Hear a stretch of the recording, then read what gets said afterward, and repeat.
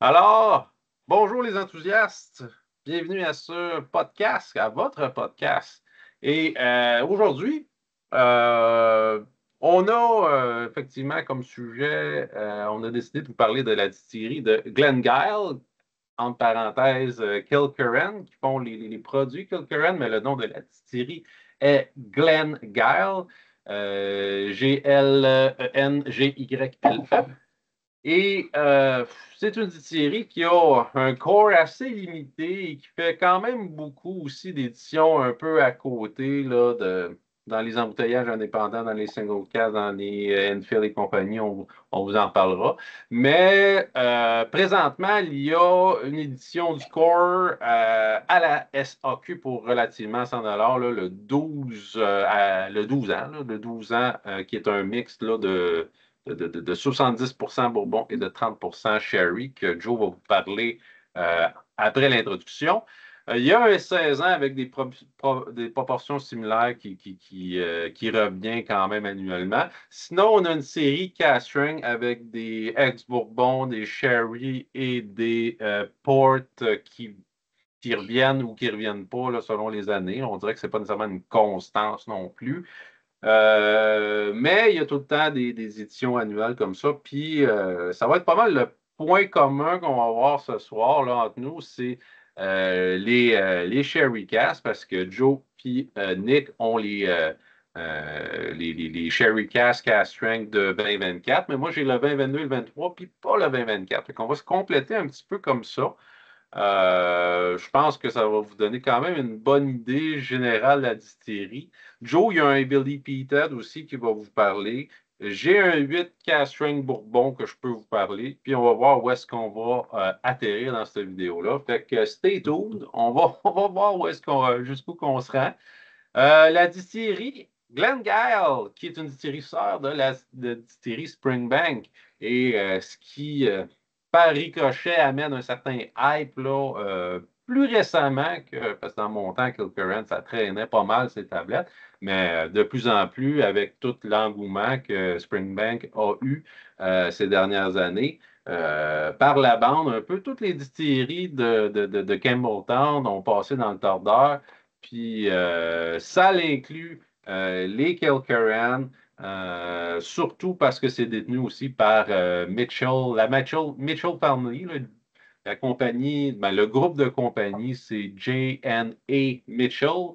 John N., on l'a cherché, Archibald, qui est comme l'arrière-arrière-grand-père des gens qui sont là présentement, qui a recommencé sa production là, en 2004, relativement récemment, mais que ça fait quand même assez longtemps. Là, sinon, si on retourne en arrière de cette période-là, que ça existe, même que c'était comme une icône là, de la région là, de Campbelltown dans le temps où il y avait à peu près 30 distilleries, là, il y a bien longtemps. Et aujourd'hui, 3, 4, si on prend les plus récentes, les séries de Campbelltown sont beaucoup plus limitées et l'engouement n'a jamais été aussi présent. Ça reste des produits qui sont beaucoup plus difficiles à obtenir de nos jours. Et bon, on l'a vu avec les loteries de la SAC, puis tout ça, là, il n'en reste plus après ça. Une fois que la loterie est passée, sauf peut-être effectivement le 12 qui est présentement tablette. Mais si je regarde ailleurs au Canada, ça ne reste pas vraiment ces tablettes, un 12 ans. Je n'ai pas vu ça en faisant un petit Google. Fait que c'est quand même assez prisé, même les petits Pro Range. Une entreprise qui partage là, son équipe de production là, d'une soixantaine d'employés là, avec la distillerie de Springbank qui sont vraiment pas loin là, en termes géographiques si vous regardez sur une carte. La période de production est relativement très courte. Là, c'est pas une production qui est vraiment annuelle. Là. Il parle d'à peu près 3 mois qui dit entre 750 000 litres et 1 million de litres annuellement. Campbelltown, qui par ailleurs est une région reconnue d'Écosse depuis 2009 selon la Scotch Whisky Regulation. Euh, Fait que c'était pas mal tous les petits fun facts en introduction que je voulais vous parler. Fait que pour la suite, comme d'habitude, on va suivre avec les notes de Joe pour le plus commun, le 12 ans de Kilkerran. Yes. Ouais, dans le fond, de 12 ans, moi, ça fait un petit bout que je l'ai. Je pense que c'est un 2023 que j'ai là, que j'ai gagné dans une des loteries passées. Puis j'ai pas, tu sais, je l'ai visité souvent, j'ai écrit un petit article dessus. Tu sais, je voulais pas, c'est le seul que j'avais là. Fait que j'ai pas plongé dedans à pieds joints puis le clencher c'est trop vite. Mais je me rappelais que c'était quand même un bon whisky qui était comme vraiment. Je trouve vraiment l'empreinte de Campbelltown là, qu'on retrouve, Springbank puis Glengarry, pardon, sont assez similaires, mais même le Glen Scotia aussi, on retrouve le petit côté crasseux de Campbelltown, je trouve, qui est quand même, qui se répète, qu'on reconnaît assez bien. Fait que, tu sais, le 12 ans de Killoran, moi, je trouve que c'est un whisky fort agréable, quand même riche, dense, lourd. Il y a beaucoup quand même pas mal de saveurs là-dedans. Petit côté crasseux aussi qu'on reconnaît, puis qu'on va le voir là, dans les différents produits qu'on va goûter aujourd'hui avec vous autres. Une petite crasse qui revient. Là. Moi, je reconnais Killerand avec une espèce de peau de pêche puis un peu de marmelade. Ces deux ingrédients-là que je retrouve, c'est même que je les identifie. Là, que dans les produits que j'ai, je les retrouve toujours. Fait que, c'est ma façon, moi, de reconnaître un peu cette signature-là ou cet ADN-là de la distillerie. Et sinon, le 12 ans, c'est un beau mélange de fruits à noyaux acidulés puis un peu d'agrumes aussi. Là. Fait que, on a un peu l'influence du bourbon qu'on reconnaît au travers du distillat de base. Comme fruits, j'ai comme de la peau de pêche, la marmelade, un peu de pommes vertes. J'ai le petit côté cuivre, le métal, avec un peu salin aussi. J'ai le cuir, vraiment pas le tissu, mais la peau d'animal aussi que j'ai, avec un côté paille séchée, là, mais très, très sèche. On sent aussi le chêne. Le chêne est là, puis je trouve que c'est le chêne, il est tellement proche des fruits, puis tellement imbriqué dans les fruits qu'on dirait que c'est un chêne fruité. Là. Ça n'existe pas, là, mais je veux dire, c'est comme si le chêne qu'on travaille, on avait échappé. C'est comme si c'était une planche à découper en chêne, dans le fond, puis qu'on avait vraiment découpé beaucoup de fruits dessus. C'est un peu ça l'accent du chêne que j'ai. Sinon, le whisky comme tel, c'est vraiment un équilibre là, entre l'acidité des fruits puis le petit côté plus sucré, voire confit ou cassonade avec des fruits. Là. Fait que, j'ai les deux. J'ai vraiment l'acidité et le petit côté plus sucré des deux. Après ça, ben, le chêne, comme je disais, qui était pris. C'est un whisky. Là, j'ai fait des grandes lignes, mais c'est quand même complexe. Puis je suis certain que à s'y attarder, on peut quand même trouver pas mal de notes là, au nez. Là. La complexité est là. C'est quand même un whisky super intéressant. Là. Le nez est super bon. En bouche, l'amertume prend plus de place. Fait que, moi, je trouve le nez un peu mieux que le palais, mais quand même, c'est pas bon. Je veux dire, le nez était hyper agréable. En bouche, la première petite amertume vient me retarder un petit peu, là, pas me rebuter, mais à m'éteindre un peu plus que ce que le nez laissait présager. Euh, c'est encore une fois, la petite crasse que j'avais au nez est encore là. Il y a une belle petite vanille. Les épices, style cannelle, mustade, sont discrètes, mais sont quand même assez là pour relever un peu tout le petit côté fruité du palais. C'est pas un whisky qui a une grosse finale. C'est short and sweet. Elle n'est pas longue, elle n'est pas forte. Elle est bonne, par contre, parce que quand on a pris une gorgée, la petite minute qui nous reste, c'est un beau petit côté petite marmelade, une cannelle qui reste, mais c'est vraiment pas long. C'est pas une finale mémorable qui vous laisse longtemps. Puis que... Mais on était quand même jusqu'à 46%. J'ai l'impression que c'est un peu ça. Vu qu'il n'est pas tant torqué, ben, probablement que la finale s'estompe un peu plus. Là. Fait que, c'est un whisky overall. Belle expérience Campbelltown. Et, assez complexe, assez accessible aussi. C'est pas trop intense. Fait que, ça serait un bon candidat pour un daily si ça serait pas plutôt rare, mettons. Mais c'est ça. C'est comme un bon. C'est une belle introduction à Campbelltown, je trouve. Dommage qu'on en ait. Ça devrait être disponible tout le temps, ces tablettes-là. C'est un produit qui se prend trop bien pour que ça soit si rare, je trouve. Ouais. Puis, tu sais, Bien moi, dit, ça. je ne l'ai pas devant moi, mais tu le décris bien là, avec les souvenirs que j'en ai déjà eu une. Là, Ben puis ouais, c'est ça. Moi aussi, j'en ai déjà eu une, puis c'est un bon produit, là, je veux dire. La preuve, je l'ai plus. Elle est finie. Exact. Tu sais, moi, je le Très bon, ça. prenais comme un sipper un peu. Tu sais, dans le temps, ça traînait pas mal plus tablette. Puis, tu sais, je m'en souciais pas trop non plus de la finir. Puis, je me dis, si j'en veux une, non, j'aurais juste à en acheter une à un moment donné. Mais là, avec le hype, ça devient un petit peu plus difficile. Puis, gagner à la loterie, bon, là, peut-être pas pour le 12, là, je vous parle genre, en général aussi, là, avec le 16. Le 16 a été à la loterie, c'est pour ça.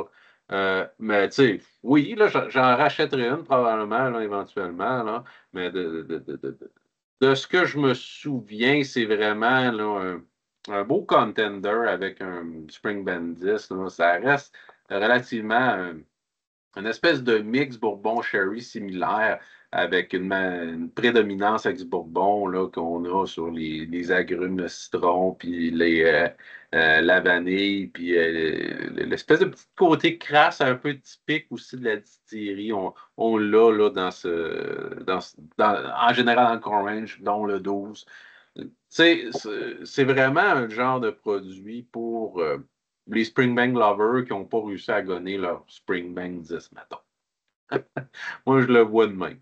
Puis, tu Ouais. sais, ça se vaut tout autant. Là. C'est pas nécessairement vraiment là, en disant que c'est un deuxième choix. Là. C'est pas ça le point. C'est juste en disant que souvent, les gens se cherchent des alternatives à Springbank, puis je pense que c'en est une bonne.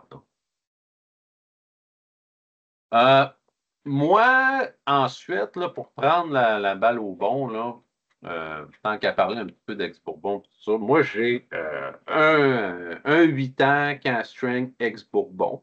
Je ne sais pas quelle année, je ne l'ai pas noté, là, c'est un échantillon que j'ai présentement, là.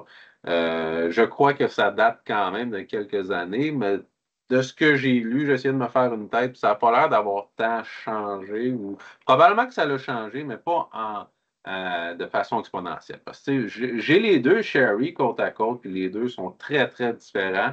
Mais si je compare les notes là, du 8 Bourbon Castring, de ce que je vois, ça me semble tourner toujours pas mal autour de la même chose. Puis ça me semble logique aussi, parce que des grosses variations dans du ex-Bourbon, c'est un peu moins fréquent, je crois.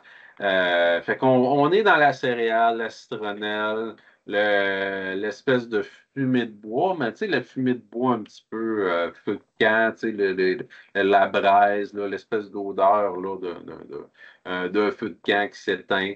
Vanille, gingembre, un petit sucre aussi un peu Frosted Flakes, là, tu sais, ou Rice Krispies, c'est une espèce de céréale sucré, vanillé, tu sais, Rice Krispies et compagnie. Tu sais, c'est vraiment sucré céréal avec une petite crasse. Tu sais.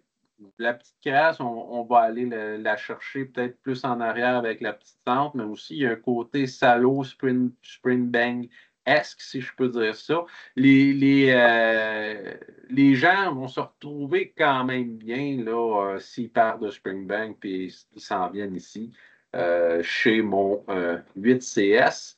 Et ça reste quand même assez abordable, là. Si je me souviens bien des prix, là, c'est jamais bien, bien cher, là, ces cast là. Et pour le prix, là, avoir quelque chose de similaire, tu sais, ça devient quand même difficile, là, quand on tombe dans le Springbank. Le Kilkerran, encore une fois, quand on tombe dans les cast que ce soit le Bourbon, le Sherry, qu'on va vous parler tantôt, ou le Port, ça reste toujours des bonnes valeurs qualité-prix. Fait que si vous cherchez vraiment un ex-bourbon style Campbelltown, c'est probablement la version la plus accessible, la plus proche de ce que vous pouvez aller chercher de façon abordable, là, si je peux dire ça comme ça. Les gens, je pense qu'ils vont se retrouver dans ce genre de produit-là, un peu crasse, un peu bois brûlé, métallique, cuivré. On a l'espèce de. Souvent, les gens disent ça, du vieux piping. Là, on dirait que le guide il a passé dans un vieux pipe. On dirait qu'il y a un côté vieillot, un côté un peu ancien comme méthode. On ne sait pas trop c'est quoi qui donne ça comme style. Mais bref, ça fait très Springbank quand même, sans être Springbank. Les gens vont se reconnaître. finale chaleureuse, huileuse, vraiment, l'espèce de texture là, un peu cireuse, huileuse là, qu'on reconnaît quand même. Citronnelle encore en finale, mais l'amertume, un petit peu de citron, ou zeste de citron, bonne réponse aussi. Crasse encore sa finale. Fait que quand même un bel équilibre pour ceux qui aiment leur sherry, pardon, leur ex-bourbon un peu salaud. Je pense que c'est un digne représentant de cette série-là, de cette distillerie-là. Si vous cherchez un bon ex-bourbon, salaud cask strength, je pense que Kilkerran fait bien la job. Euh, les sherry, peu importe là, dans l'ordre qu'on va le prendre, là, je pense que je vais laisser parler Nick là, du 2024, vu qu'on ne l'a pas entendu encore. Là. Puis après ça, moi, je vais vous parler du 2022, 2023, une fois qu'on va parler du 2024, parce que le 2024, c'est pas mal le plus récent. Tu sais, je pense qu'il y a plus de chances que les gens qui nous écoutent soient proches du 2024. Fait que je te laisse prendre la balle au bon, Nick. Yes. Merci, JP. Quelques distilleries que j'ai essayé, puis je dois dire, je pense qu'on est pas tous d'accord qu'il y a une belle progression versus qui est une série assez jeune, là, donc 2004. Donc, une belle progression en termes de qualité de produit. Je pense qu'ils faisaient des produits corrects au départ, puis que se sont beaucoup améliorés. Donc, 2024 qui est leur version, leur dernière version, on va dire. Le 8 ans Sherry, qui est une bouteille qui me fait beaucoup penser, c'est bizarre en même temps, non, il y a des similitudes au Springbank 12, cask strength. Ça me fait beaucoup penser à ça. C'est pas le même âge, là, un petit peu plus vieux, le Springbank, là, mais en termes de style, de saveur, on est pas mal dans les mêmes notes. Là. Les gens vont se reconnaître un petit peu dans le style de produit. Au nez, c'est du gros fruit rouge, de la framboise. Personnellement, là, je trouve une espèce de framboise un petit peu trop mûre même. C'est drôle parce que tout à l'heure, tu as parlé de marmelade. Moi, j'ai de la confiture. C'est de la confiture aux petits fruits. Il y a une espèce de beau sucre aussi, une espèce de cassonade dorée là, dans ce style-là. Ouais. Il y a un nez quand même crasseux, mais pas trop pire. C'est un petit peu de crasse. Puis c'est de la tourbe assez légère. Là. C'est un peu comme si tu avais fait. C'est bizarre comme comparatif, mais si tu avais fait smoker des fruits. C'est vraiment l'image que j'ai. Ouais. Comme si tu as fait smoker des fruits où tu oublies un feu de camp, puis là, il est quasiment mort, l'espèce d'odeur de fin de feu. Là. C'est très léger au nez. Fait que c'est un petit peu ça. En bouche, là, tu as de la grosse saveur. Là. Le castrin qui paraît en bouche, moins au nez. Mais en bouche, tu as une espèce de vieux cuir. C'est super métallique aussi, mais moi, j'aime ça. Encore une fois, le gros fruit rouge qui revient. C'est fruité. Puis, encore une fois, moi, je trouve une espèce de parallèle avec la confiture. Là. Fait que, honnêtement, c'est un beau produit. Je me rappelle en avoir goûté d'autres. Puis ça fait quelques années maintenant, 2, 3 ans. Je n'ai pas vu quelle édition, mais à mon souvenir, il me semble que cette version-là, c'est la plus aboutie. Mais écoute, faudrait que je les compare côte à côte. Là, mais à mon souvenir. Ça fait du sens que tu dis ça parce que moi, j'ai 2022, 2023. Puis clairement, le 2023, il y a une coupe de cases de plus de cocher que le 2022. N'empêche que le 2022, il est très bon. Puis, tu sais, j'ai pas de misère à croire qu'il y a une belle progression parce que les produits récents de Kilkerran là, sont généralement là, très bien faits. Puis, bon, comme tu disais là, dans les débuts, c'était pas nécessairement la série qu'on regardait beaucoup. Je me souviens d'il y avait des Peated là, de une couple d'années qui était peut-être moyen. Mais les Heavy Peated plus récents, là, ça vaut définitivement plus la peine. Puis je pense que c'est comme un peu généralisé là, de la distillerie, cette espèce d'aspect-là de progression des produits, là, peu importe où ce qu'on regarde, que ce soit dans le core, que ce soit dans les cash strength comme ça. Je pense qu'on est encore dans une progression au niveau de Kilkerran. Puis ça l'augure bien aussi pour la suite, là. Les derniers qu'on a eus, puis j'espère que ça continue encore avec les prochains. Du moins, moi, je vais continuer de regarder ça, pour suivre cette progression-là. Puis bref, Joe, le 2024 de Sherry, toi, Yes. Oui, t'en penses quoi? c'est quand même bon. Le côté, il y avait comme une bonne chaleur. Le 57% paraissait, je trouve. Et au nez, il y avait comme. C'est quand même. Je ne veux pas dire relevé, mais il était un petit peu vif. Là, tu sais, là, il y avait comme un torque, un certain torque au nez. Il y a vraiment un beau sherry quand même. Là, tu sais, le sherry était très typique qu'on a, mais avec une dose de crasse, une dose de cuir. Tu sais, quand tu disais, là, il est crasseux, mais pas trop, juste assez. Ouais. C'est un peu ça. Là. Tu sais, dans l'équilibre, la crasse est là comme pour améliorer. C'est dur à dire. Ça fait drôle à dire. Là. Tu salis quelque chose pour l'améliorer, mais c'est comme. Ça ajoute à la complexité. Fait que, tu sais, c'est pas juste des beaux fruits de cherry, bomb, là, blabla. Non, il y a un caractère avec ça quand même dense, c'est lourd, intéressant. On a comme une confiture de raisin, cerise noire. Il y a un petit côté surette au nez, je trouve. Comme si c'était une canneberge.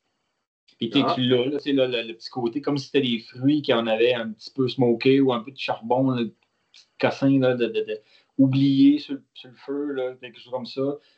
J'ai encore ma plat de pêche puis marmelade de Kilaran.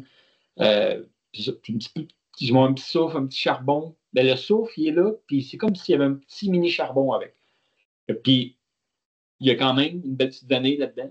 C'est comme, oui, on parle de crasse, mais c'est tout bien habillé dans une belle vanille sucrée avec un peu de chêne humide. C'est bien présenté, je trouve. Bien équilibré dans l'ensemble. C'est ça. La crasse est là pour relever le reste. C'est un peu comme un aigre doux. Tu as les beaux fruités, tu as le aigre qui vient avec ça, comme qui fit avec, bien dosé. C'est un bel assemblage. Je veux dire, la présentation est incroyable au nez. C'est bon. C'est dans le Campbelltown, crasseux, mais fruité, joli. En bouche, c'est quand même relevé aussi. Comme tu sais, au nez, je disais que c'était un peu piquant, mais en bouche aussi, il est quand même un peu coffré. Ça m'a fait penser à un gâteau aux fruits, mais qu'on a échappé à la cannelle dedans. C'est là, il trop. Ça pique, là, ça s'est relevé un peu. Fait que, on a quand même le côté sherry qui brille là-dedans, mais avec une bonne dose d'épices.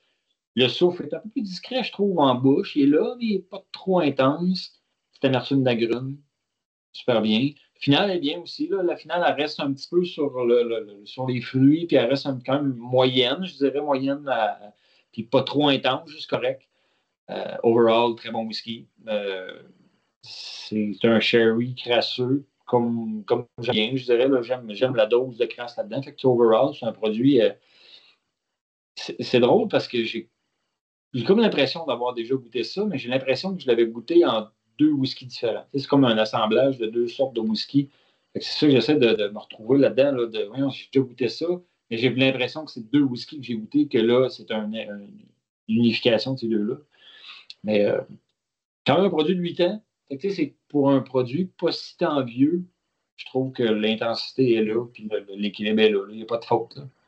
C'est bon chéri. C'est vrai que c'est particulier, le petit côté sweet and sour. J'ai aimé ta note de canneberge. En tout cas, moi, je la suis. Là. Tu l'as dit, puis dans les deux que j'ai présentement, là, je suis capable de la trouver. La petite amertume de canneberge, là, c'est vrai qu'elle est là, ouais. Comme surette bizarre, là, la canneberge tout seul de même, c'est un peu rough. Là. Ben, c'est le petit côté frérot, super intéressant, avec la claque d'en face après ça de surette trop intense, d'amertume. Fait que, j'ai reconnu ça, mon nez. Là. En bouche, probablement que c'est là aussi, parce qu'il y a une bonne complexité là-dedans. Là. C'est quelque chose que tu peux t'installer là, sur le coin de la table, là, puis t'amuser vraiment à décortiquer ce qu'il y a, puis tu peux en avoir pour un bout. Puis tu peux juste aussi passer de reste, juste prendre ta gorgée, puis dire c'est bon. C'est pas. C'est un bon sipper, mais c'est juste plate parce que ça doit descendre ben trop vite pour quelque chose qui est pas si fréquent, c'est pas si facile à se trouver que ça. Là, non, mais tu sais, en même temps, ça fait pas tant mal au portefeuille. Là, je regarde ça, 109 $. Hey, c'est un prix incroyable, pareil, pour un produit comme ça. Là, c'est un. Ouais. du rabat. Là. Ouais, sincèrement, c'est ça le gros highlight là, de Kill Curran. Tu sais, même le 15 ans single cast là, de Nick là, à 215$. Là. Un single cast 15 ans là, chez Springbank, là, ça coûterait une beurrée, vous n'avez même pas idée. Mais là, on Ça a doit être 500, 400-500 là-dedans. minimum. Là. Même par Ouais. prix secondaire, ça doit être 1000 coques. Ah, peut-être.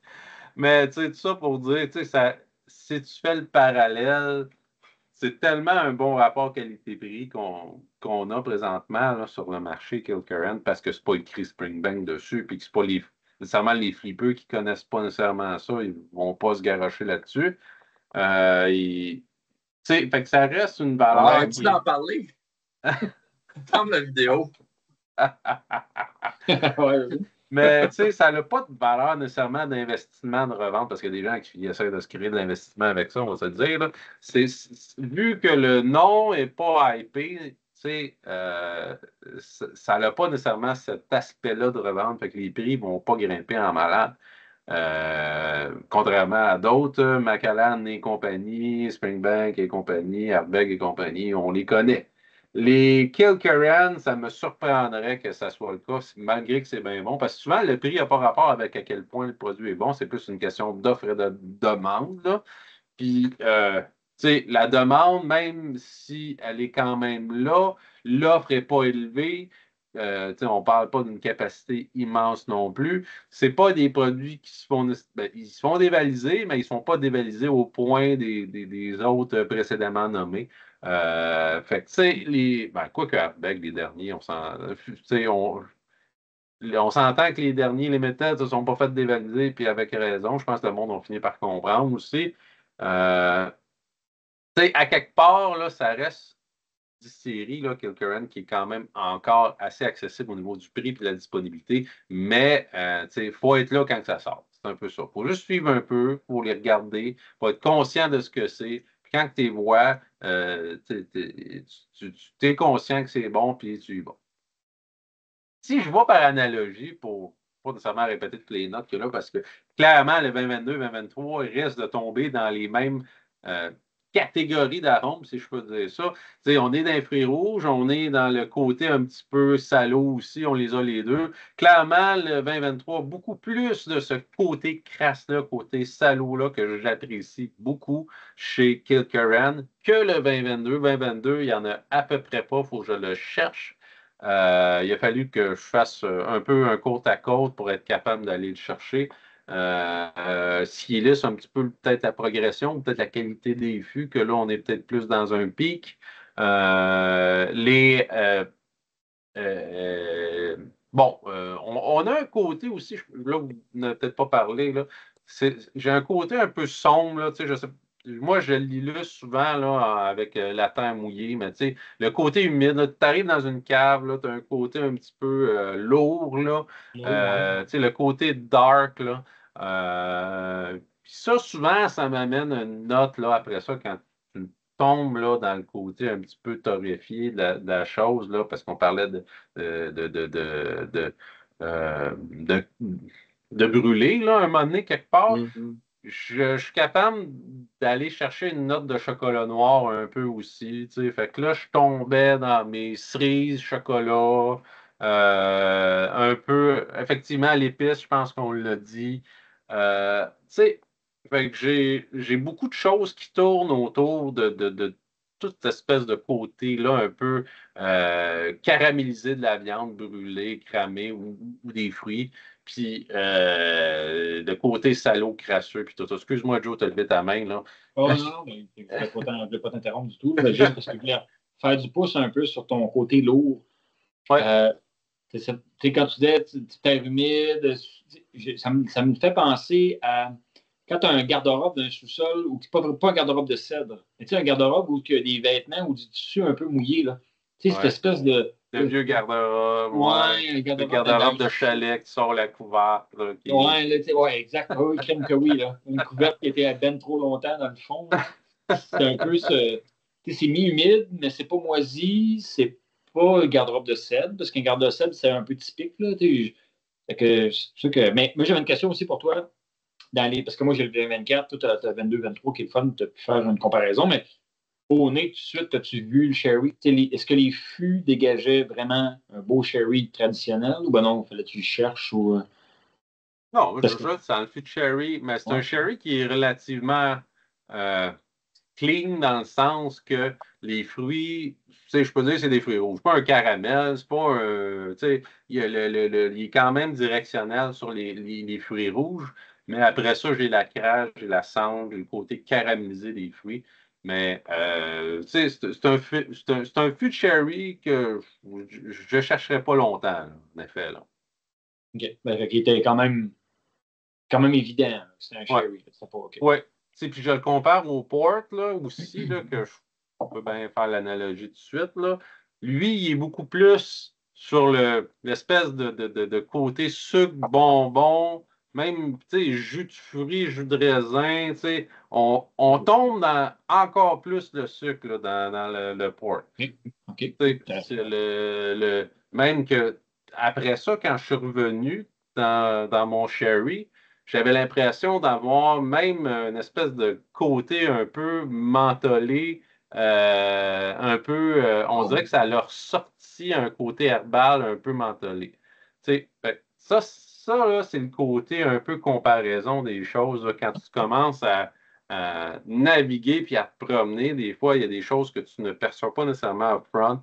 Puis quand tu arrives dans quelque chose qui est encore plus sweet, puis que tu reviens, là, on dirait que, oups, c'est plus le sucre qui te frappe nécessairement dans les fûts sherry, c'est d'autres choses qu'il y a en arrière que tu n'avais pas nécessairement vu au premier abord. Euh, Ceci étant dit, sinon, les notes ressemblent beaucoup avec ce que vous avez dit. Les deux sont dans les mêmes catégories d'arômes, mais clairement, le côté salaud est beaucoup plus discret dans le 2022 que dans le 2023. Et j'ai l'impression que le 2024, de façon que vous m'en parlez, probablement qu'il est au moins équivalent, sinon un petit peu plus. Fait que, tu sais, j'ai l'impression que ça, effectivement, il y a un côté un peu plus complexe là, qui se développe là, au fur et à mesure quand on tombe là, de 2022, 2023 à 2024. J'imagine qu'ils commencent à maîtriser un petit peu plus leurs recettes. T'sais. Ils peuvent s'enligner un petit peu plus à ce qu'ils veulent faire.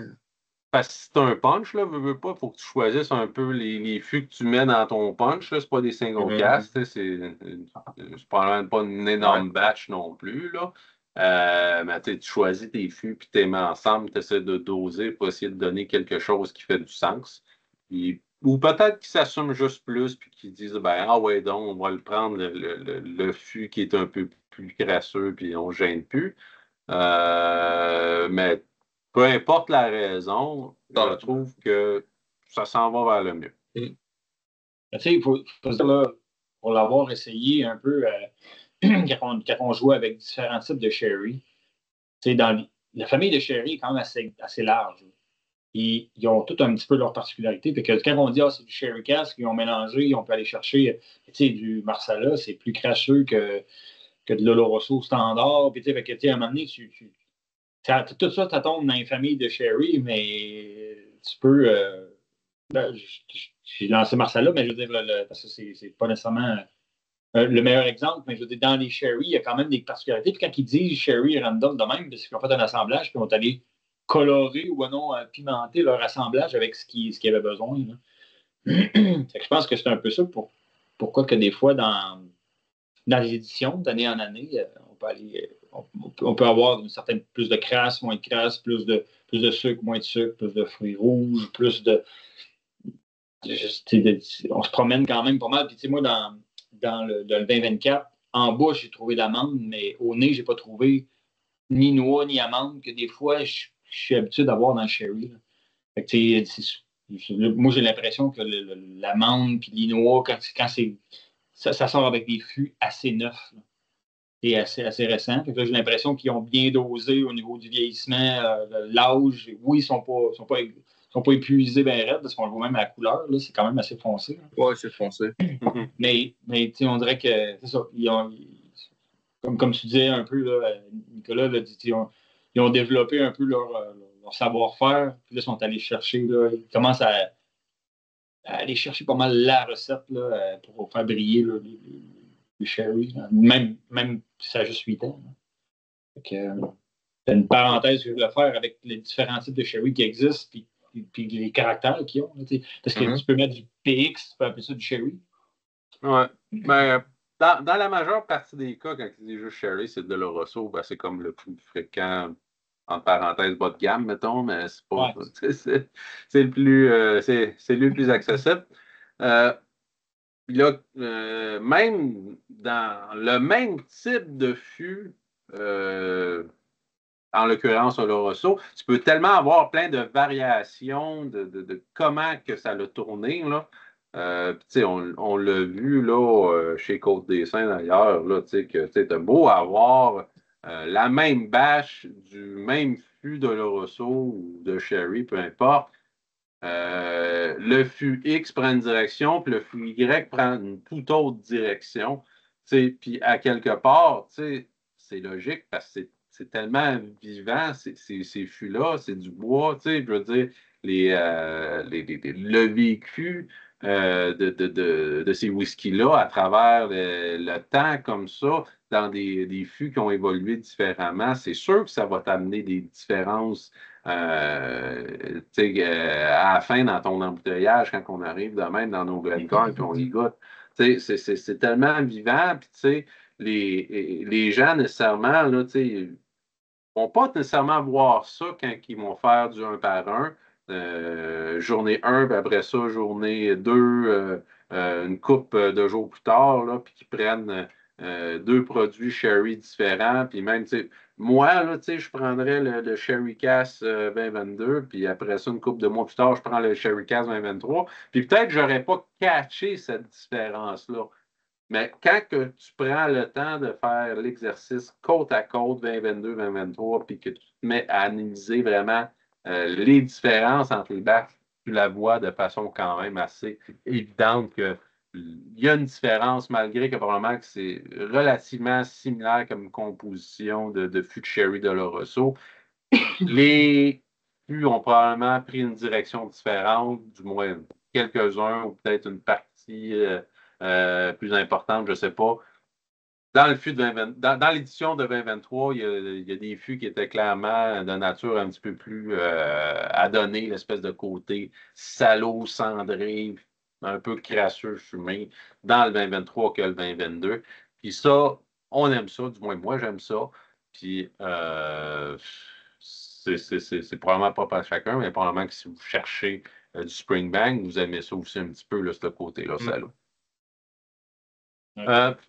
Mentally, je reviens, là, plus 2022, là, pas 2023. Là, c'est vraiment quand j'ai fait Port, puis après ça, je suis revenu dans le 2022, là, j'ai fait comme, il y a une espèce de menthol, il y a une espèce d'herbe un petit peu.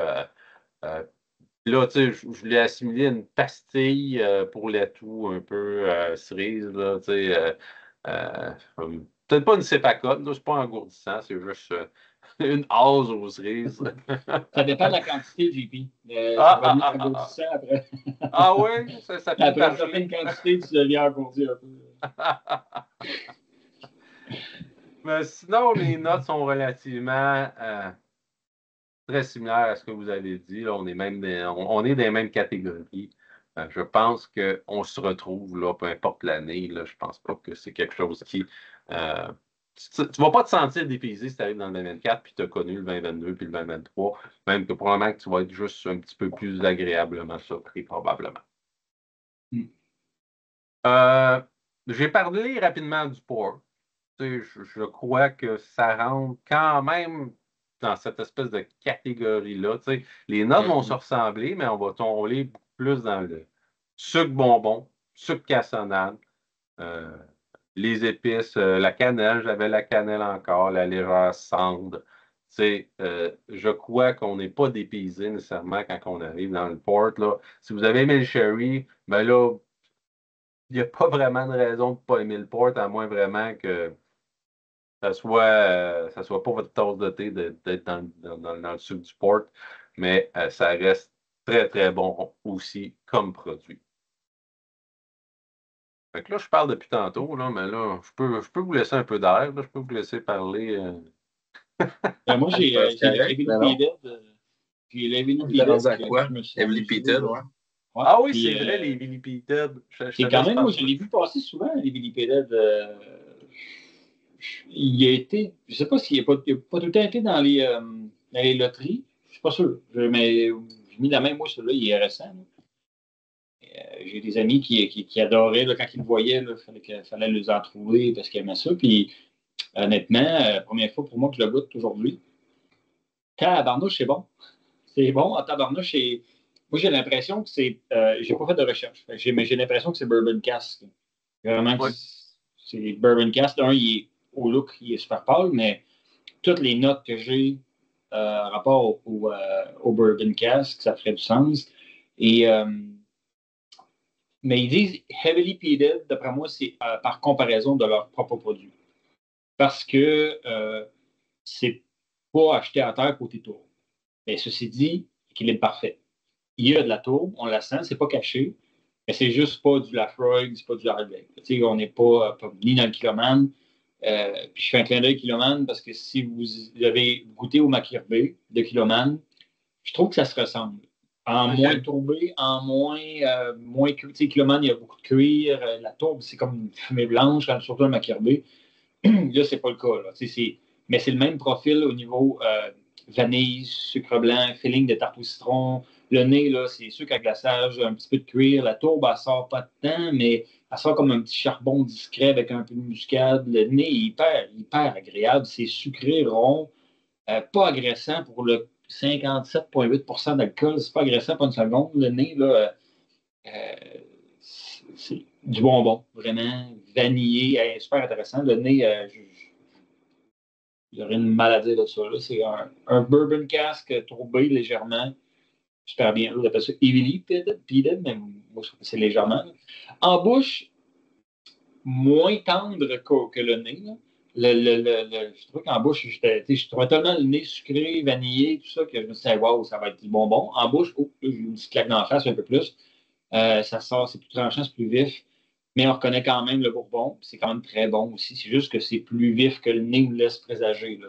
Quand tu as un nez bien doux, tu attends à ce qu'en bouche, ça va être facile. Tu prends ça, tu prends une grosse gorgée, tu là, un petit peu débalancant. Là.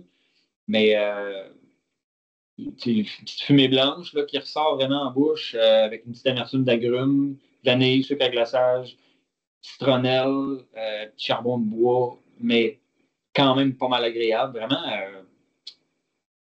c'est pas. Moi, je m'attendais à Emily Pedel, je m'attendais à ce que ça aille rough côté tourbe. Ça ne l'est pas. Mais c'est très bon. Puis c'est côté tourbe, c'est un bon dosage. Plus, c'est moins doux, mettons, qu'un rasé où l'équilibre, la tourbe est juste assez pour que tu la reconnaisses, mais pas du Jura, que c'est juste un petit peu tourbé. Là, c'est un peu plus tourbé que ça, mais c'est quand même pas. C'est pas un gros là, qui va te décaper. Là. Mais vraiment une belle découverte pour moi aujourd'hui. Heavily Peated. De mémoire, c'est un 50-55 ppm. Là. Si ça veut dire quelque chose des ppm, là, remarque. Là. Ouais, ben c'est ça. Ça dépend comment tu le travailles après. Là, mais s'ils l'ont beaucoup tourbé le malt, puis après ça, ben, ils travaillent pour ne pas le garder, la partie lourde, puis juste plus le côté fruité. Ouais. C'est bon.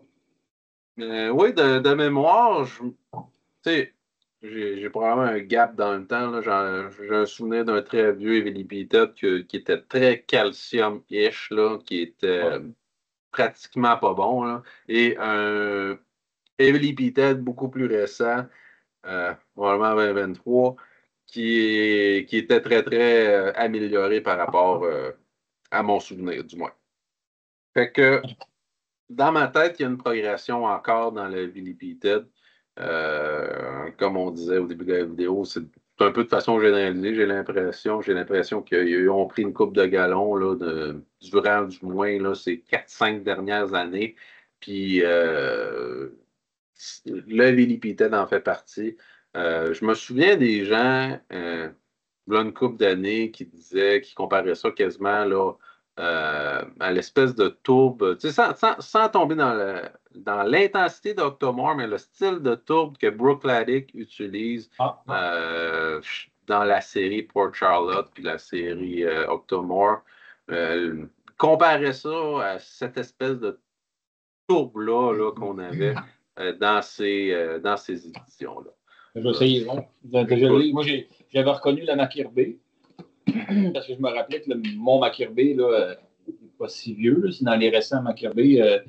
Parce que Clément, c'est très, très sombre. Tu enlèves tout le côté salaud un peu. Là, si tu veux revenir un petit peu plus salaud, là, sans nécessairement tomber dans le médicinal, je crois qu'on tombe plus Brookladic-ish, mais probablement très, très dans l'interprétation, là, tout ce que je vous dis là. Il n'y a pas de bonne réponse ou de mauvaise réponse. Laquelle tourbe se ressemble le plus ou est la plus proche de? Choisissez. Moi, je dois me sauver. Ayla Barley, là, mais ça se ressemble. Je dois me sauver, messieurs. Je vais vous shooter mes notes du 15 Castring. Ah, il n'y a pas de trouble, vas-y. Ouais, c'est qui est le Castring qui était disponible là, pour le 20e anniversaire de la série, embouteillé 2024. Super belle bouteille. Plus disponible malheureusement, mais pour la science, de la vanille, de la citronnelle. Je pense que ça va ressortir beaucoup, là, tout ce qui est bourbon cask. Là, c'est citronnelle. J'ai de la guimauve, des herbes fraîches, une belle tourbe, des ananas, un petit peu de tropical, de la framboise jaune. Pour ceux que ça. Si vous n'avez jamais goûté de framboise jaune, en tout cas, moi j'ai des hints de framboise jaune. En bouche, c'est de la texture, une belle huileuse, une espèce d'huile de citron. De la belle cendre, une espèce de bois brûlé, du char un peu. Là. J'en ai de la. Puis tout à l'heure, tu as mentionné la marmelade, puis on ne s'est pas parlé, mais moi j'avais de la marmelade aussi. En bouche. Là. Fait que c'est à amener les esprits se rencontrent. Là. Ouais. Mais non, c'est ça. Super belle édition. Fait que moi je vous laisse là-dessus, messieurs. Il n'y a pas de trouble. All right. OK, ciao. Ciao. Bon, écoute, nous autres, on avait quasiment fait le tour, le pire. Là.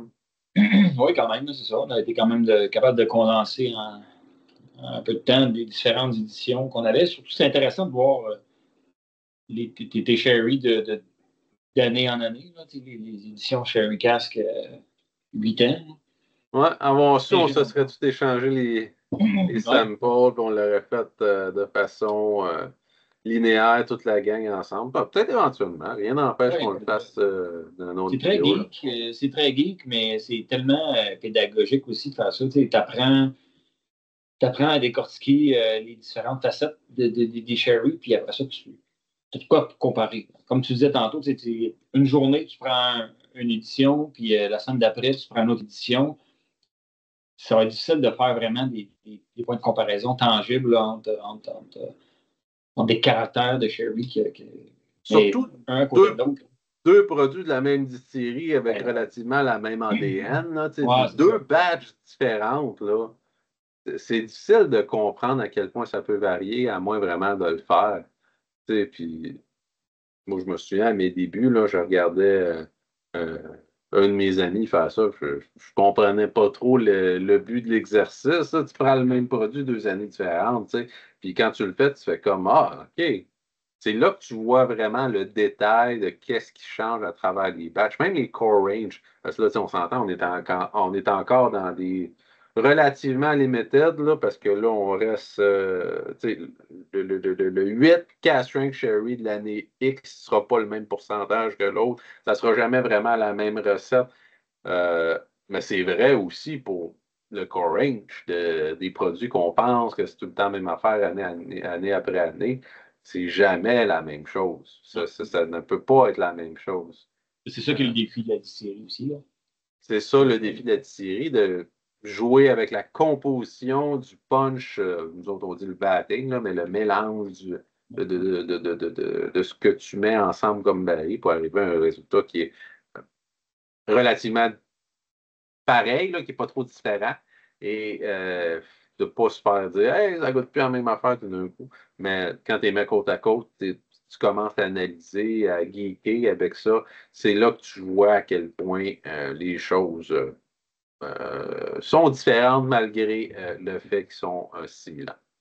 Ouais, c'est vraiment quand on voit des éditions single cask parce que ton anglais Nalaki, à la SAQ fait une belle job côté s'approvisionner dans des éditions single cask de Glenallachie. Puis t'es des 2 fûts de Moscatel différents, 2 fûts de Sherry, 2 fûts de PX.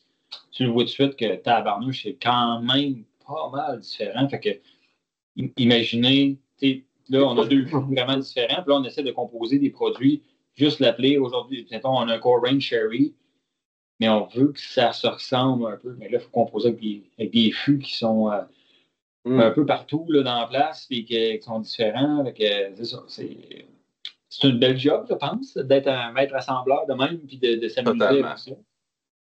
Mais c'est quand même un art et un défi, je pense, carrément.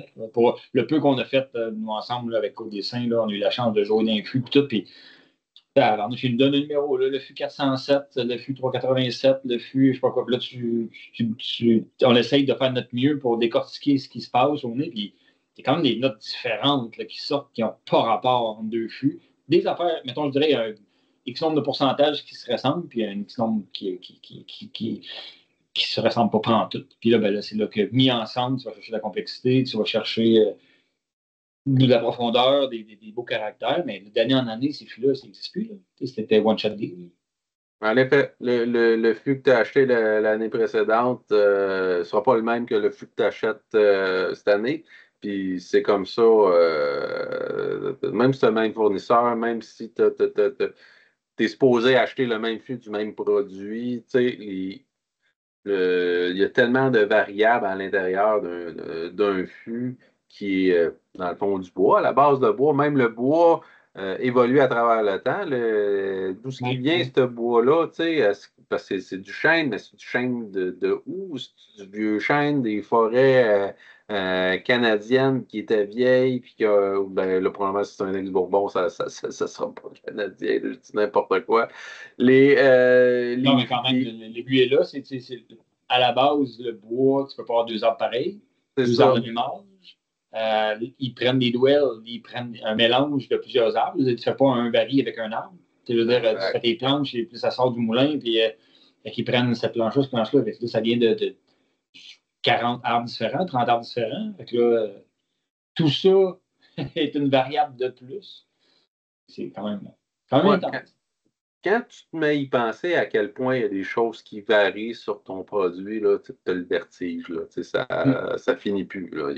Fait, essayer de vraiment, là, tu prends un baril, là, puis là, tu parlais de single cast. C'est là que tu le vois. Là. Tu prends un single cast X, là, puis tu prends un single cast Y, qui est techniquement peut-être, les deux sont des Oloroso de la même distillerie, mais pas la même année. Puis tu vois des différences. C'est là que tu comprends que il y a des facteurs externes, des facteurs naturels, pas contrôlables, que tu penses font en sorte que finalement, ben, le produit, une fois que tu l'as dans tes mains, là, que tu es en train de goûter, ben, au final, ben, il y a du vécu en arrière de ça qui fait en sorte que les différences, là, malgré le fait qu'en apparence, sur papier, tu as la même chose, sont notables. Là. Il y a des différences nettes et précises. Puis je vous invite à la maison, si vous avez l'occasion de faire l'exercice, là, ne serait-ce qu'avec 2 single casts d'une même distillerie. Glenallachie, probablement un exemple relativement accessible. Là. Si vous êtes capable de trouver 2 Sherry X, là, je pense que c'est un très bel assemblage à faire, très bel exercice à faire, pardon. Même les Kilkerrans, tu prends une année X puis une autre année X, là, c'est un chum qui a une autre année, ou peu importe le produit. Moi, je trouve ça super intéressant à faire là, quand on s'assied ensemble, une couple de gars, puis on divague là-dessus. Ça fait partie du plaisir dans les dégustations de whisky. Ouais, même Côte des Saints, moi j'ai acheté beaucoup de leurs produits au fur et à mesure qu'ils ont sorti, surtout les éditions single cask. Et ils ont sorti 2 pigs différents, ils sont rendus à 3 sherry différents.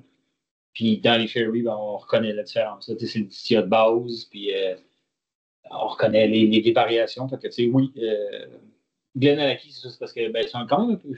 Ben, ils sont pas chers, ils sont tous dans les 200 $, l'édition single cask. Non, c'est sûr, ça prend. Mais c'est des belles éditions. Pour vrai, c'est rare que des pas bons dans ces éditions-là. Puis ça s'y perd. Au début, j'essayais de toutes les acheter, puis j'ai arrêté parce que là, j'étais pour me ruiner. Là, et, il a été 2008, 2009, 2010, puis là, sont dans 2011. C'est des produits quand même d'un bel âge, là, entre 12 et 15 ans. Puis, mais moi, j'aime beaucoup Glenallachie, mais c'est pas eux autres qu'on parle aujourd'hui, mais ça reste. C'est dommage. Dans Clearan, on n'a pas eu énormément là, de single cast disponibles, je trouve. Là, ça a été. Cette année, ils ont été chanceux. Ils en ont eu, là, pour ceux qui ont été chanceux de pouvoir l'acheter avec la loterie. Mais... Ouais, parce que je pense qu'en Europe, il y en a eu plus que nous autres ici, là, ce qui est logique. Là. Des éditions Single-Cat, nous autres, on a un petit peu les restants en Amérique du Nord. Là. Puis même si c'est des restants, on le voit là, que c'est de la qualité. Là, fait que c'est pas pas des restants désagréables à recevoir. Puis j'espère pour le mieux. Honnêtement, j'espère que pour la suite, on va en avoir d'autres, là, des single casts comme ça. Ah oui. Puis ailleurs au Canada, on a eu des Enfield spéciales aussi, là, que je ne vous parlerai pas ce soir, mais qui étaient absolument excellents aussi. Et ça, c'est sans compter toute la panoplie d'embouteillage indépendant là, qui est souvent, quand on va regarder l'étiquette, puis ça parle de Campbelltown, c'est souvent soit du Glen Scotia ou du Kilkerran, c'est rarement du Springbank. Quoique il y a des blends qui disent qu'ils ont les trois. Fait que, tu sais, les embouteilleurs indépendants, là, à ne surtout pas négliger quand vous voyez du Campbelltown, pardon, les séries comme North Star Campbelltown, qui est très potable, là, c'est relativement jeune. Là. Le monde va dire c'est des 8 ans. Mais ce qu'on a ici à soir aussi, c'est des 8 ans. Là. Fait que, il y a du potentiel dans ce style-là. Et en embouteillage indépendant, même que tu vas avoir beaucoup plus de flexibilité, tu vas avoir beaucoup plus de choix à l'intérieur de ce que tu peux avoir comme single cast. Pas tous des single cast, les embouteillages indépendants, mais il y a beaucoup plus de single cast disponibles en embouteillage indépendant. Okay. Puis, je pense que c'est une belle façon accessible d'aller chercher ça. Ben, tu sais, moi, pour le fun, Douglas Lane de Cold Runs, qui est un assemblage de Campbelltown, de whisky Campbelltown. Ouais. Puis je reconnais un petit peu d'ADN de Killoran là-dedans. Je ne comprendrais pas que c'est un mélange de Killoran et de Glen Scotia, mais le petit côté peau de pêche, marmelade. Mais il est tellement pâle, je suis pas mal certain qu'il y a beaucoup de. Puis il y a beaucoup de vanille, puis de sucre à glaçage. Puis probablement ex-bourbon pas mal, mais super intéressant. On est pareil pour un relativement pas trop cher, un Douglas Lane, Gold Run, moi je suggère. Un très bon. C'est une belle petite découverte pour moi. Je cherchais mes samples parce que je sais que j'ai ça 8 de Campbelltown de North Star. Qu'est-ce que j'ai fait avec ça? Je vais essayer de vous trouver ça. Moi, je n'ai pas goûté à North Star. J'ai vu des produits passer une couple de fois, mais j'ai pas gonné. Là. Ben, normalement, c'est des bons produits, là. North Star, là, en général, moi, je trouve, là. Puis, tu sais, il y a des séries comme ça que c'est des blends, là, comme des blends de Campbelltown. Mais en général, là, North Star, moi, je suis vraiment déçu, là. Ben, tu sais, des fois, faut pas tout acheter ce qui passe, là, mais. Parce que North Star faisait penser un peu à plus américain que du scotch. Fait que je sais pas, là, on dirait que. On fait des choix, c'est bien correct de même, parce que sinon, on se ruinerait. Colin. J'ai fait quoi avec ça, Colin? C'est pas la bonne boîte, ça m'apprendra à mal classer mes affaires. Ça va pas bien long.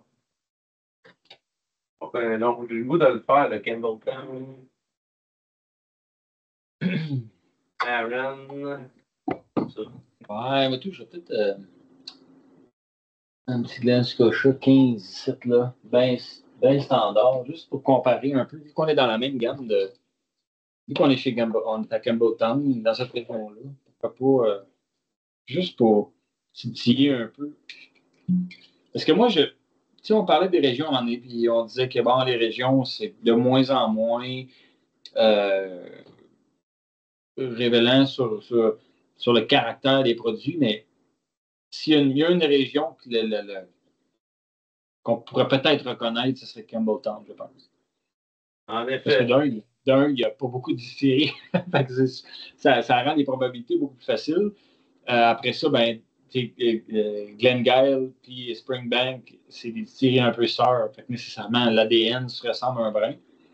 Fait qu'il reste comme deux choix. C'est soit que tu tombes dans le Glengyle, Springbank, ou ben non, tu vas avec Glen Scotia.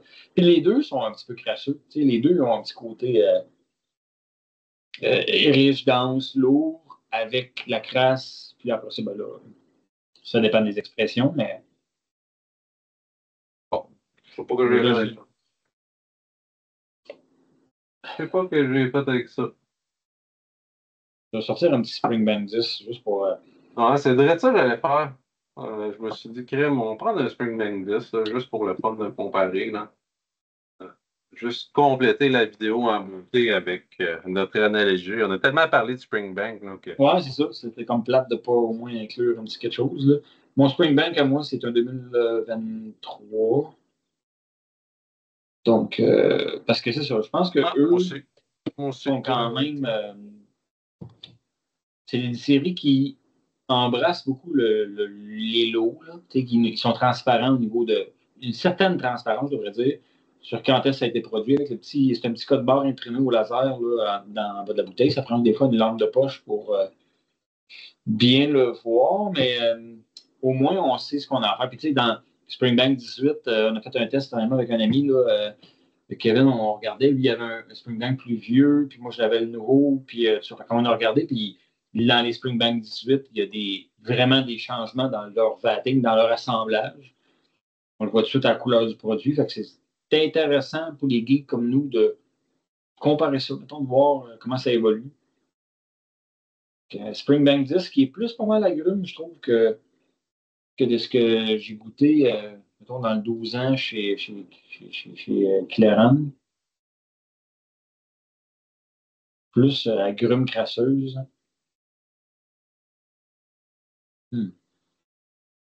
Très bon. Monsieur, Charles McLean disait que Clairon était plus lourd que Springbank.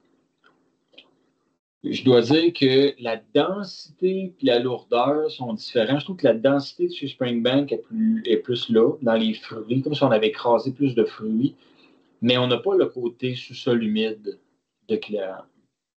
On est plus agrumes légères, ben, petit fruité intense. Plus fruité floral, Floral, ouais, c'est vanille, ça. volatile. Au lieu d'être sous-sol, on est plus floral. Là, Ouais. Quand même, l'espèce de texture huileuse en finale, que j'aime beaucoup d'ailleurs. Très bon, hein? C'est très bon. Ouais. Hein? Ouais. Mais c'est. Je sais pas si je catégoriserais ça comme whisky de débutant. Hein. C'est comme un peu weird. Tu sais, on est En plus fait, ce qui va comme rebuter, c'est l'espèce de classe là, derrière tout ça. C'est un peu comme un cheddar fort ou ben non, un fromage bleu. Tu commences pas avec ça. Tu sais. Les jeunes aiment tout En effet, je pense que il y a probablement une certaine accoutumance qu'il faut développer un peu comme le café ou peu importe là, les trucs un petit peu plus forts. Un débutant là, va probablement être plus rebuté à ça, mais quelqu'un qui est habitué, mettons, au côté salaud du whisky va bien recevoir ça, là, les fans des gros hardbacks salauds, peut-être moins les récents, là. Mais ceux qui tripaient vraiment, là, ça, les hardbacks, là, goudronneux quasiment, là. Je pense que on a un petit peu ce côté-là, goudron, là, dans la finale, du moins, là, de Springbank. Et quelques runs par la bande un peu aussi, là, mais Springbank, il y a quand même un aspect un petit peu, quand même assez prononcé au niveau grasse à l'eau, l'espèce de poil en fonte, on dirait, là, tu sais, le côté caramélisé, là, phénolique de la viande là, qui a pris. On dirait que tu as fait cramer quelque chose là, sur ta poêle ou que tu fais de la cuisine sur un feu. Il y a quelque chose d'un peu artisanal dans l'aspect phénolique du produit. Là. Ouais. Ouais. J'étais avec mon Glen Scotia, puis j'essayais d'analyser ce qu'il y avait, mais j'ai pas de Glen Scotia plus jeune un peu. Ça aurait bien fait un Glen Scotia 10, je pense, qui existe.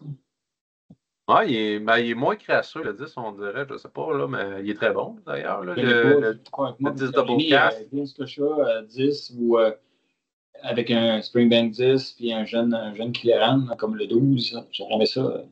Un genre espèce de line-up intéressant de Campbellton. À Ouais, suivre. C'était on une année devrait session. faire ça. Fait que, bref, Définitivement. je confirme le fait que ça reste une belle alternative, là, si vous n'êtes pas capable de trouver du Springbank. Je pense que ça fait partie de. Sinon, l'autre que je trouve très, très le fun aussi, c'est Ben Romac. Ben Romac qui font des éditions cast strength, single cast aussi, qui sont assez excellentes aussi. Mais bon, aujourd'hui, on se concentrait sur Kilkerran. Peut-être un jour, on va faire Ben Romac. Mais je pense que ça vaut la peine. Les deux en valent la peine. Là. Puis, tu sais, on parle tout le temps de chercher des alternatives à Springbank, mais c'est pas nécessairement parce que on, on veut quitter Springbank, c'est plus que la disponibilité des produits, malheureusement, n'est pas au rendez-vous. Là. Fait on aime ce côté-là de Springbank, puis on est capable de trouver un peu de satisfaction en allant chercher des alternatives comme du Kilkerran, comme du Ben Romac, comme du Glen Scotia, comme des produits un petit peu plus simples. Fait que sur ce, je pense que, ben, je sais pas, on fait une conclusion? Y a-t-il une conclusion à faire, Joe? Ben, moi, je vais te faire, oui, mini conclusion sans m'éterniser. Le 12 est un produit qui est bien puis qui se prend bien, mais qui ne passera pas à l'histoire. À comparer vraiment le Sherry Cask comme le 2024 que moi j'ai pu comparer, j'ai pas pu avoir l'inventaire de JP, là, mais Sherry Cask de Killoran, ça, moi, ça, je vais m'en rappeler. Je vais m'en rappeler de ce caractère-là au niveau de l'équilibre, de la crasse qui vient rosser tout ça. Vraiment, ça, je m'en rappelle gros. Puis mon Heavily Peated aussi, qui est vraiment, wow, j'ai aimé ça. Au niveau tourbe, le petit côté sucre à glaçage avec les agrumes, c'est ça qu'on veut dans un peu de tourbé Bourbon Cask. Là. Ça, c'est. Fait que, tu sais, ces deux produits-là, pour moi, je vais m'en rappeler, ça m'a marqué. Il y a 12 ans, bon produit, j'ai rien de mal à dire, mais c'est un peu plus que bon normal. Tu sais. Fait que c'est un genre de core range qu'on aime avoir, qui n'est pas décevant. Tu bois ça, puis c'est bon. Puis justement, les prix sont super honnêtes. Tous ces produits-là sont très, très achetables. Ça devrait. C'est un peu comme du Glen Scotia, là, c'est pas assez cher. Mais c'est correct. On aime ça de même. En effet, euh, conclusion rapide pour moi également. Euh, je Je n'ai pas le 12, mais je sais que c'est un très bon produit aussi pour le prix, là, sans dire que c'est, comme Joe, c'est pas mythique, là, attendez pas à la grosse affaire nécessairement. Ça reste un opener de dégustation relativement, euh, j'allais dire, simple, là, mais tu sais, c'est pas une complexité à tout casser, malgré que le petit côté salaud donne une certaine complexité quand même. Fait que c'est plaisant. Si vous vous retrouvez dans le 10 ans de Springbank, je pense que les deux font une belle job de ce côté-là. Au niveau des cast strength, bon, j'ai parlé un petit peu du Bourbon cast strength en début de vidéo. Les arômes typiques de Ex-Bourbon sont là. Il y a rien, il n'y a pas de fausses notes, là. C'est vraiment un bon Bourbon cast strength à un bon prix aussi. Fait que, je vois pas en quoi ça pourrait ne pas répondre à la demande que quelqu'un qui achète un ex-Bourbon comme ça s'attend à ces notes-là là, de citronnelle, de céréales, de sucre. Il se complète bien, il est super beau.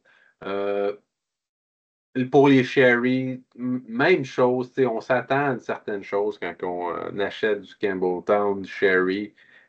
Puis ça l'a délivré la marchandise. Fait que je vois pas comment je ne pourrais ne pas recommander ce prix-là, surtout ce produit-là, pardon, à ce prix-là.